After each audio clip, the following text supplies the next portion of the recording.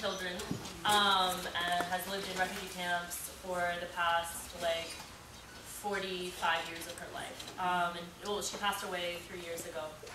But I'm dedicating this to her in memory of her and other Palestinian women that have been victims of sexual and gender-based violence, and really putting this in the context of anti-colonial feminism and anti-imperialist feminism, and feminism of color. So really trying to broaden the ways in which we're looking at sexual and gender-based violence in a context where we're centralizing the voices of women of color and women who are marginalized and colonized across the world, because colonization is still alive and well.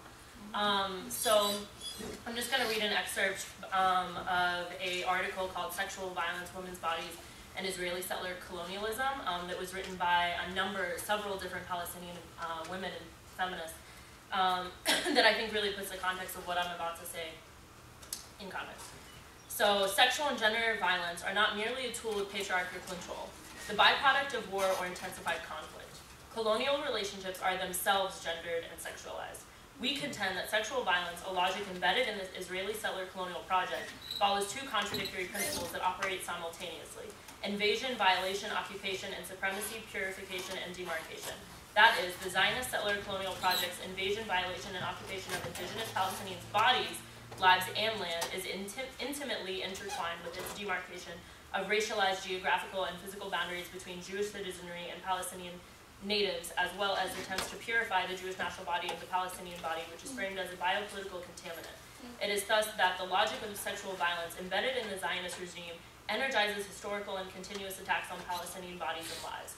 Thus, our struggle for indigenous sovereignty with anti-colonial activism as feminists is necessarily situated in the protection of Palestinian women's bodily safety and sexuality, family, and communal right to life.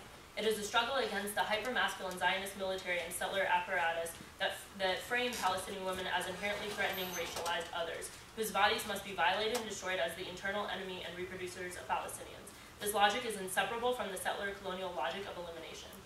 As Palestinian feminists concerned about the safety of women's bodies and lives, the continuity of our people and our future generations, we call on local and international feminists to join our struggle, challenge the settler colonial culture of impunity, and raise their voices against the ongoing Israeli state crimes. So really putting this in the context of really looking at this in terms of not only in terms of as feminists, but also against like state settler violence and colonialism. So basically, I'll just go straight forward with that. Also, just a note, this is not a debate. This is a space for women who have been victims of sexual and gender-based violence. We're creating a safe space here, so questions are welcome and comments are welcome, but this is not a debate. I'm just like putting that out there. Okay, so just to give background for those of you who don't really know that much about Israel-Palestine, I'm just going to do this really quickly because I think a lot of people here do know, but in 1948, the Nakba, which basically means catastrophe in Arabic, was when the Israeli state was created, and the 750,000 indigenous Palestinians were ethnically cleansed, and cutting across so many different things now, but now we're one of the largest refugee populations in the world, 5 million. 1967 was when the present Israeli military occupation has begun, and it's lasted until then, which has included checkpoints, curfews, settlement expansions, which is now 500,000 in the West Bank, settler violence, occupation of borders, water discrimination, restrictions on access to goods for the economy, and so on and so forth, and so many things I could talk about. And then up until 2005, as well as Gaza, which since 2005, it was military occupied until 2005, and since then has been a victim of, basically has now had a siege and blockade. So water, air, and space, and everything. So these are some visuals by an organization called Visualizing Palestine. So this really shows like our displacement since 1948 to the present day. So these are some continued ones. For those of you who also don't know, $3 billion of our tax dollars every year goes towards military aid of Israel. So that's more than the foreign aid of all other nations combined. So rather than just like, oh, like we actively are participating in this through our tax dollars. And then talking about peace talks that really haven't actually gotten anywhere, and if anything, they've actually expanded settlements and expanded the occupation, which has been further entrenched every year, basically. Okay, so putting this in like the academic context, and this is what I like wrote my research paper on last year for a class called Gender and Mass Atrocities. Basically, so there's an author, Elizabeth Woods, who's basically like the leading scholar when it comes to sexual violence and armed conflict. So she really looks at things in terms of like tools of war. But she says, you know, at present, neither Israelis nor Palestinians carry out sexual assaults, despite the killing of Israeli civilians by Palestinian groups and of Palestinian civilians by Israeli security forces. So, so basically, in the sense that this is not, so while she's right that it's not used as a direct tool of war, and it's not like to compare to so many other countries, like between the two parties, it's not used as a direct tool of war, but we really need to like broaden this context in which we're speaking. So when we're talking about that, we need to broaden the definitions of sexual and gender-based violence to include the ways in which the occupation affects the livelihoods of Palestinian women, inhumane treatment and abuse of Palestinian female detainees within interrogation and detention centers. Palestinian women refuse passage to medical facilities and forced to give birth at Israeli military checkpoints or in their homes. So rather than, so she kind of has her own definition, whereas I'm using the context, I'm using the UN definition, which is, let me explain this to you. So it defines sexual violence as sexual violence including exploitation and abuse, refers to any act, attempt, or threat of a sexual nature that results or is likely to result in physical, psychological, and emotional harm. Sexual violence is a form of gender-based violence. So really looking at sexual violence in terms of, as well, sexual-based violence. So attacks on women's bodies is sexual violence. When we're looking at things in the context not only of state violence and patriarchal violence, but when we're looking at everything that I'm about to explain to you, when it's attacked on a woman's bodies, especially as so many different things, reproducer of social life, of cultural life, and also of, she bears the burden of her family most of the time. I mean, really, she bears the brunt of most of things. This is, if it's an attack on a woman's bodies, especially including verbal, including emotional, including psychological, that's sexual violence. So we really need to broaden the scope in which, like, the legal and academic circles are really looking at sexual violence in Palestine. So through the UN definition, this is what I'm going off of. So gender-based violence, Palestinian women's livelihoods.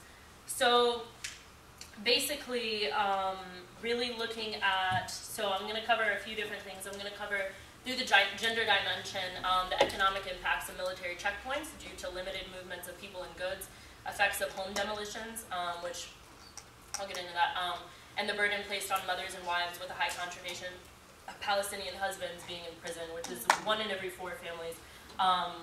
Palestinian husband is, a Palestinian male is in prison. So basically, that's a little, okay. Basically, so looking at gender-based violence covers a lot of different things. I mean, gender-based violence is one that's really kind of more, it's a lot more visible in the ways in which, like, international society really look at sexual and gender-based violence in Palestine. So looking at, I'm just gonna, I need to really limit the amount of quotes that I read and stuff, but renowned academic Raven Roberts, who I'm using a lot of her theory within my research, she has a book called The Political Economy of War, and she really talks about how more men are killed in war or conflict, but in the end more women will die because of their livelihoods and the indirect effects of war.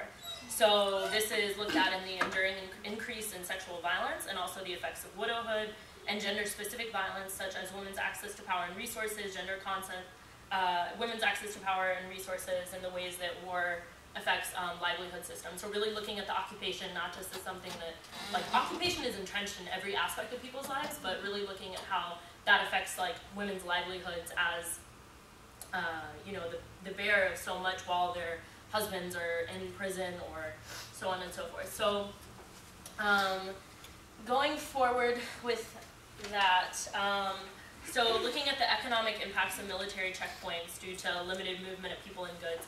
So basically, my research says at the beginning of November 2009, there have been a total of 579 closure obstacles in the West Bank.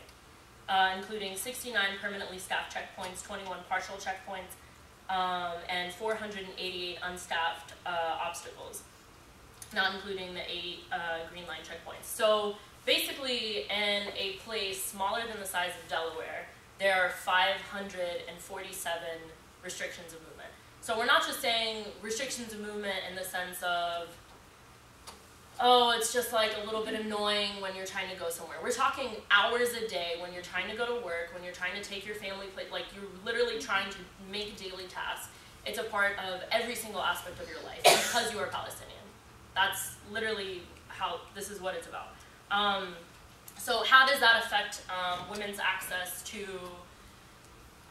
healthcare, women's access to education, children's access to education? How are we looking at access to food? How are we looking at really, this is gender-based violence in the ways in which women is prohibited. So basically, so a huge study was done by the UN and looking at the socioeconomic impact of the occupation and specifically the restrictions of movement, and really looked at basically the ways in which Palestinian women have tried to cope under this impact of a dramatic retreat of males from the labor market, specifically since the Second Intifada. And the Second Intifada, as the First Intifada, were both uprisings against the Israeli military occupation. So since that time, 2000 and 2007, they noticed that many women were entering the public sector, and it was really coming at a high cost. So since they've been able to navigate the public sector and do all of this, it's basically been at a risk of disturbing the gender dynamics within Palestinian society. So really, with more women in the public sector, which is, yes, that is, as Palestinian feminists and Palestinian women, what we are aiming at, because of that basically rush to, because so many of our husbands and sons and everything were in prison, basically it's had to come at a huge cost of everything, as I said before, a huge burden on the women to basically do any type of work that they can. So we're talking menial jobs, menial labor in the market that really doesn't actually, basically no money. We're talking a lot of menial labor jobs done in the market, which is considered still being in the public sphere, and it's basically completely disrupted family harmony, and not even harmony, the dynamics of our culture. And anyway, the impact of economic hardship and the disruption of the traditional family unit have been compounded by the stress of the occupation and the restrictions of movement, including the intrusion of violence into the domestic space. So as people who study sexual and gender-based violence within many areas, basically it's a very common thing that when men feel like they are not getting the power that they, or not even power, or they're not being,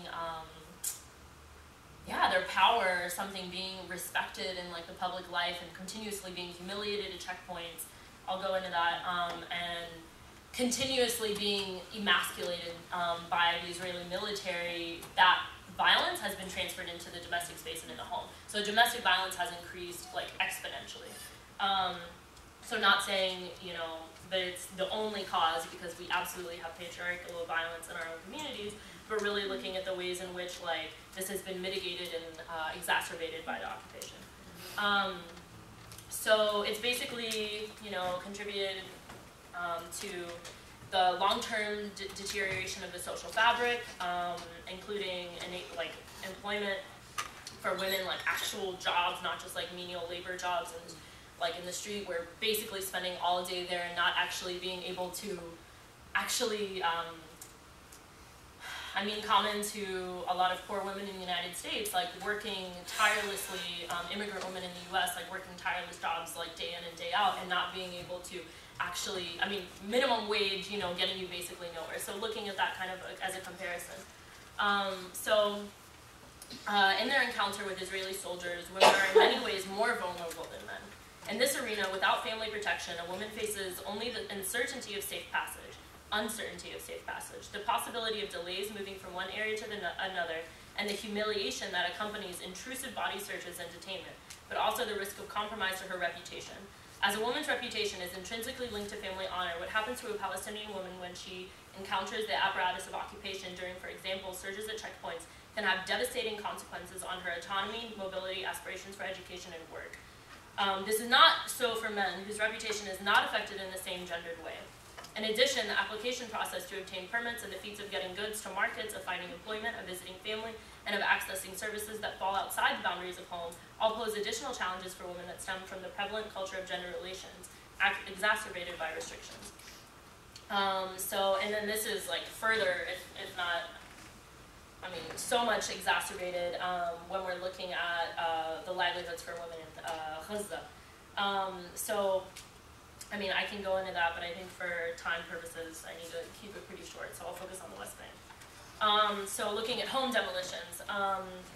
So basically, the effects of home demolitions since 1967, over 27,000 homes have been destroyed. So the demolition of homes leads to the forced displacement of families in the West Bank, with the destruction of 3,302 homes between just in the 4-year period, 2000 to 2004, where approximately 16,510 people were displaced. In Gaza, from 2000 to 2007, approximately 7,342 homes were either partially or destroyed by Israeli military action. So really looking at this in the context of the occupation, this is not just, I don't know, this is completely in the context of ethnically cleansing us from our indigenous land. So this isn't just like, and it's really without any reason. Like, it's really, we have to do this for military purposes, they won't really give a reason, and then they'll do it, and sometimes they'll say that people basically, oh, you needed to obtain your permit for your home, which people have been living there for decades and decades and decades, and then even those permits are basically impossible to obtain. They make it so that it's like highly expensive, basically impossible to get. So it's really interesting how they use that kind of as like a loophole when in reality it's basically impossible. And then looking at the burden placed on mothers and wives with a high concentration of Palestinian husbands being in prison. So 25% of population has been detained throughout the West Bank. So really looking at the time that mothers and daughters really have time to go to prison, dealing with the outcomes in a variety of ways, looking at trying to settle for plea deals, like always having to, and again, like really looking at how long that's going to take them. One woman said that it took her 7 hours just to be able to get through the checkpoint and get to the prison, just to be able to have a conversation and try to negotiate a deal with the prison authorities. And again, this is all over political terms. So this means someone can be literally in a demonstration for a nonviolent demonstration because we're being occupied and will be arrested, and that's without charge or trial. Israel practices administrative detention, which means without charge or trial. So someone can be there for God knows how many years. Very common is 7 or 8 years without any charge or trial and without any real kind of due process. So when it comes to visiting prisoners, many people have a hard time at checkpoints, and most of the day is wasted at these checkpoints. I can read so many testimonies. I think we really need to hurry go for time. So checkpoints have now become a constant feature of Palestinian life and having measurably complicated the lives of men and women by increasing travel time and transportation expenses and subjecting Palestinians to fear and humiliation. When we're looking at women again, everything that I've already said, basically it's so many invasive body searches, which in and of itself is a form of sexual violence as well, because I mean, even just in my experience, I remember when I was going through some of the checkpoints and when I was in Palestine, the ways in which, not exactly the same way specifically as Palestinian with Palestinian ID, I have a lot of privilege because I have an American passport, but looking at the ways in which you can even see, I mean, imagine so many men sitting there with AK-47s and sitting there being able to completely go through and check, these women who, again, are completely indigenous to this land and having to be humiliated in these checkpoints, waiting for hours and hours at a time. and it's completely, I mean, even the way that I felt, and I know some other people in the audience have felt when they've gone through checkpoints, is it's almost like, I remember some of like this kind of like flirty, like weird sexual harassment that they're just kind of like trying to wane on you as that kind of sexualized other. I mean, there's no other way to explain it. So I mean, if that's what I feel as a U.S. citizen and how much easier it is for me to get through a checkpoint, just think about how it's like every single day in terms of a Palestinian woman, of course, being sexually objectified many times, and really sexual threats, so many other things that I'll get into talking about now. So sexual violence, looking at female detainees and inhumane treatment, and then I'll kind of broaden it a little bit. So really looking at the ill treatment, including sexual threats and attacks on reproductive rights. So what Israel practices is basically, so they actually came up with a terminology in Arabic in the last, like since the military occupation in 1967, which is called iskat siyasiya. So it basically is like sexual abuse under torture. So basically through political means. So it's like literally like a term has been like literally made because of it since 1967. And basically it's Israel's practice of using Palestinian women to get answers for whatever thing that their husband did or what they did, and trying to do that through sexual torture or really threats of sexual torture. So kind of, I can give a ton of testimonies, but we don't have time, but like,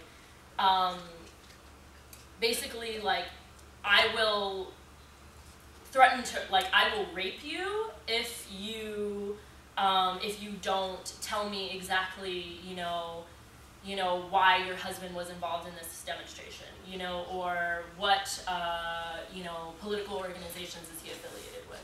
And many women, and I'll talk about this later, will submit or, you know, even falsely confess. There's a really famous case going on right now, or a really prominent position right now with Amira Al-Dasouqi, and how she basically, I mean, she was raped by the Israeli military in 1976, and for 45 days of sexual torture and rape, and falsely confessed to something she had nothing to do with, a terrorist attack she had nothing to do with, and basically, so she lived 10 years, and this included, I mean, we're talking really gruesome, like, details of, like, her father even being threatened to rape her, like, we're talking really, really intense. So she falsely confessed and served 10 years in Israeli military prison. Anyway, I'll talk about that a little later, but iskat siyasiya is basically that practice of using sexual harassment, and it's a lot of verbal and emotional and psychological. And this is something that I want to spend on because it's something that in the US, I think we think that, I don't know, there's an idea that if it's only an attack on women's bodies, which is definitely something that happens, that's only real sexual violence. No, sexual violence is also emotional, it's also psychological, it's also verbal, and this is something that really should be considered, because when you threaten somebody to rape them or to commit really serious harms, and this is, you know, every single day, you're already being subjected to so much forms of just like invasive body searches and strip searches, which aren't even actually lawful. It's actually illegal under international law. And they actually don't need it because they have such advanced technology that they don't need to do invasive body searches. They have technology to where they don't even, it's not even necessary. So it's really humiliating. And that's what the purposes of it really are, to be able to get certain types of, you know, information for political purposes, which, again, rooting back to this, really comes down to nonviolent demonstrations against being military occupied. So, yeah. So attacks on reproductive rights. Yeah, I'm just gonna stop reading from this. So, attacks on reproductive rights. So basically, a lot of Palestinian female detainees aren't given proper access to pre- and postnatal care. So this, we're talking like, not only not given quality access to pre- and postnatal care, but like actually being shackled and chained to your bed while in prison, and literally leading up to basically being shackled and chained for majority of the time you're in prison, other than the time where you're actually giving birth. So they're shackled and chained up until they get to that hospital, and then again when they come back. So thinking about being pregnant and being shackled and chained for 9 months, again, usually through administrative detention, without charge or trial. You don't know when you're going to leave. You don't know when you're going to be able to, so on and so forth, even to be able to see your doctor. So, yeah. Time for this. Yeah, okay.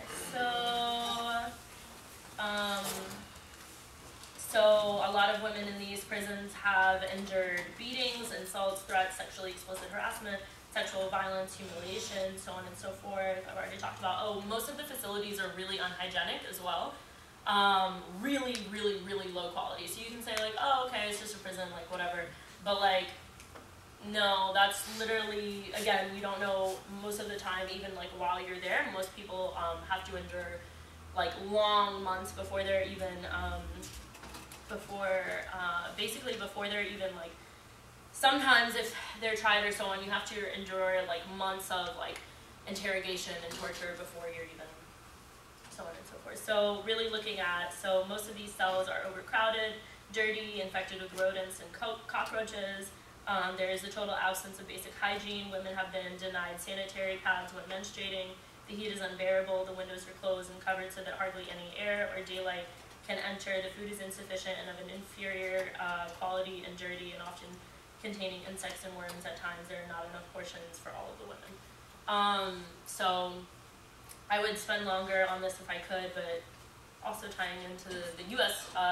Prison industrial complex, and looking at the ways in which prisons are really meant to psychologically inferiorize people. I mean, there's just, yeah. So reproductive rights, again, I think I touched briefly on that. What time are we at? 6:36. Okay. Okay, so I'll finish up on this. Okay. So talked a lot about this already. I think I talked about most of this. Okay.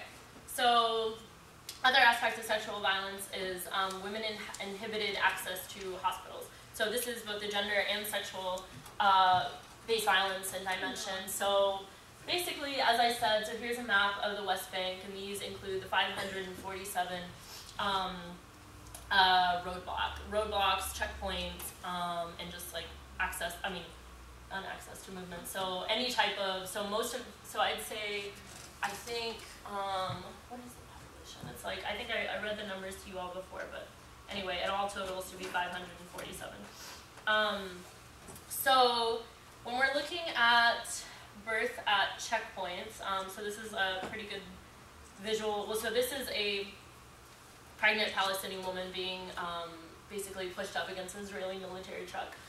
So I don't know the full detail about her story, but this is a good visual for things that happen so commonly. But this is also another visual by Visualizing Palestine. Like I said, that has really, really, really amazing infographics about the Israeli military occupation and Israel-Palestine as a whole, really, because it also covers Gaza and Israel. But basically it says, Jason, Camille, Rami.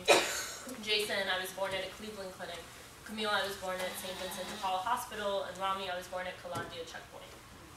So between 2000 and 2005, just 2000, 2005, and most of the research covers from 2000 to now, it says 67 Palestinian mothers were forced to give birth at Israeli military checkpoints.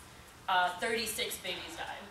So it also says, underline, many Palestinian women in isolated areas now resort to home births or relocate to stay with relatives closer to hospital in weeks or months of knowing before they expect to give birth. The UN has supported this training, supported training for midwives to reach some of these women, but has failed to address, of course, the underlying causes of Israeli restrictions on Palestinian movement. In 2012, 542 obstacles to movement, including 61 permanent military checkpoints. So, yeah. looking at the birth at checkpoints since the beginning of the second Intifada, or 2000. 60, again, everything that I already said. Okay, so we'll look at birth at homes. So even before 2000, 1 in 5 pregnant women in Gaza and the West Bank could not receive prenatal care because of the difficulty traveling through checkpoints, because there weren't checkpoints before 2000 as well, even in Gaza. So there are currently 117, this was in December, so, but 117,600 pregnant women in the Palestinian territories. This includes 17,640 women who are suffering difficult pregnancies due to a lack of pre- and postnatal care. And it's the 3rd leading cause of death among Palestinian women of childbearing age. So this isn't just like, oh, like a consequence of I mean, this is literally tied to like bearing children and risking not only the life of the babies, which even that 5-year period, again, 36 babies died at a checkpoint. Because I mean the amount of time it takes for ambulance to even get through the checkpoint, and a lot of times they've been even restricted of getting in through checkpoints through the Israeli military, the amount of time that takes, and of course like women, as we've seen in this picture, who was giving birth in an ambulance, has had to suffer. So really looking at this systemically. So Rasmi Al-Day, as I was talking about earlier, basically so specific dates between, so it was a little earlier, between 1969 and 1979, Rasmi Al-Day served 10 years in Israeli prison. Her sentence was based on a false confession she made in the midst of 45 days of sexual and physical torture while in detention. So, again, as I said before, she's one example, but this is something like wider, really looking at systemically and like a systematic problem towards Palestinian women of using sexual threats or direct rape, which is not used as much now. It's mostly about sexual threats. Rape was used really commonly in 1948 during the establishment of the State of Israel against Palestinian women.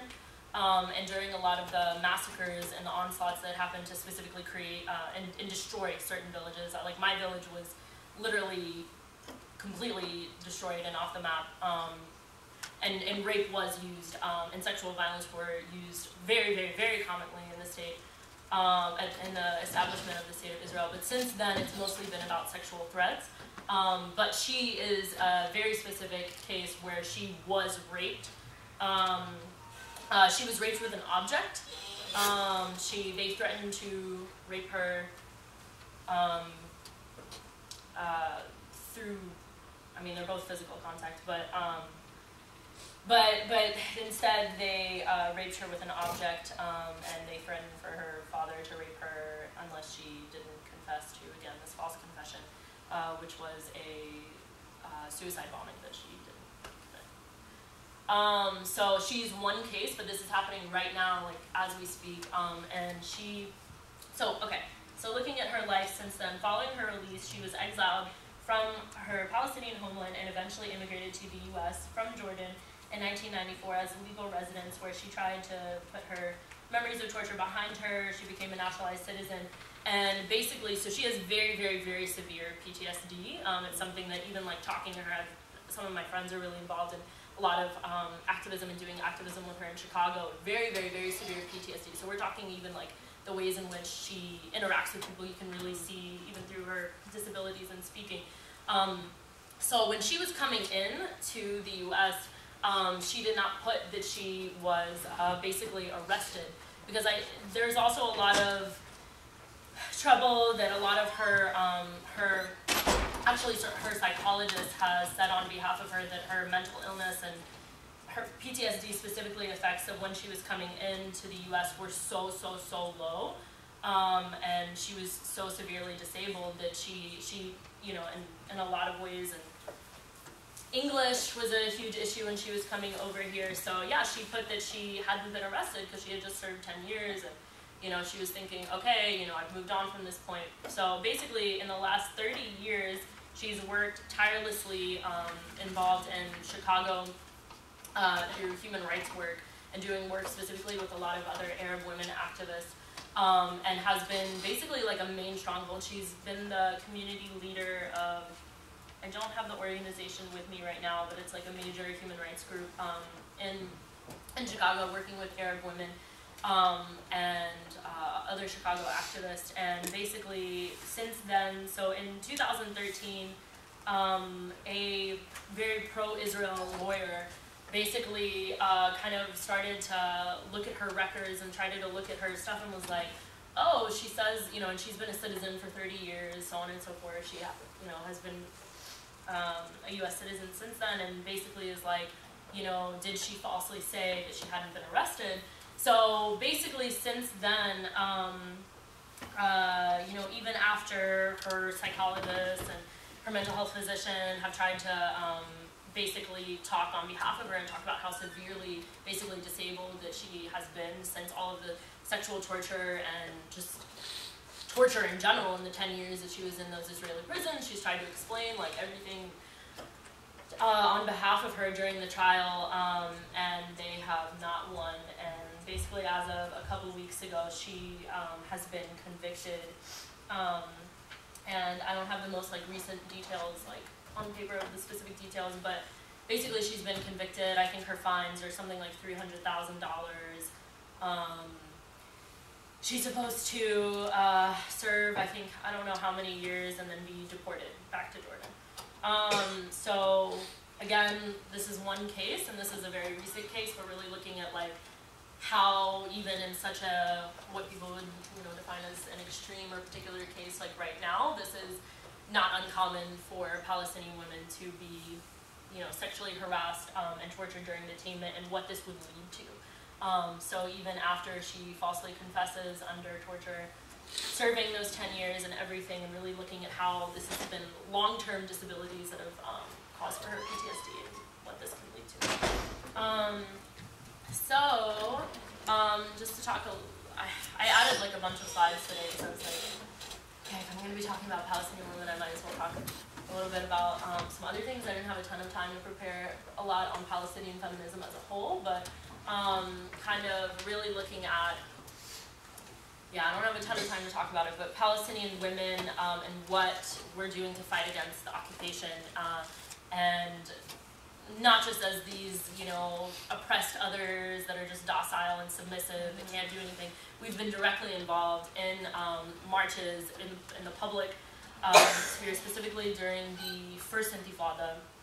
Women were very, very, very, very, very involved in marches and demonstrations, and have since been involved in every other way. Again, looking at resistance, not just in terms of course, violent resistance that so many people see in the U.S. of just, you know, Hamas, which again is a minority representation of the Palestinian people, an armed resistance group, because that's a whole nother, but resistance to the occupation and to our oppression since 1948, but also looking at, again, yeah, not just violent resistance, but also the majority of nonviolent resistance that is done every single day since 1948, since 1967, by Palestinians just existing within a state. And that also includes the 20% of Palestinians that are in Israel proper, that have 42 discriminatory laws that target them as Palestinians and basically as third-class citizens in your own land. So a lot of these towns in Israel don't have the proper resources, don't have, basically are not given the industrial capacity that other, mostly majority Jewish Israeli towns in Israel are given to. So even when I was visiting my best friend, and she lives in a very poor Palestinian town, about an hour away from Tel Aviv, like even the amount of time, so once you're in like Tel Aviv and Haifa and so on and so forth, it's really easy to get amongst different places through public transportation. As soon as we started heading towards the Palestinian towns, we had to take 3 separate buses just to be able to get her to her home, which is 45 minutes away by car through Tel Aviv. So even just looking at the ways in which like it is a message from the Israeli state, I mean it has been since 1948, that okay, yes, you can live here.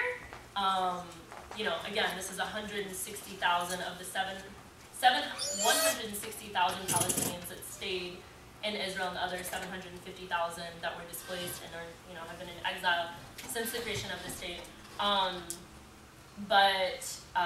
Basically, it's a democracy if you're Jewish. So if you're not Jewish, if you are a Palestinian, Christian, or Muslim, there are, I mean, so many things that target you, and even, I remember us just like speaking Arabic, you know, as we were in the ways in which people just looked at us. It was just like, this one woman came up to us, this Jewish Israeli woman, and she, you know, came up to us and she was like, I can't believe your, you know, family let you out of the house. You're really like pretty, you know, young, you know, Arab girls. And we were just like, what? Like, like, oh my God.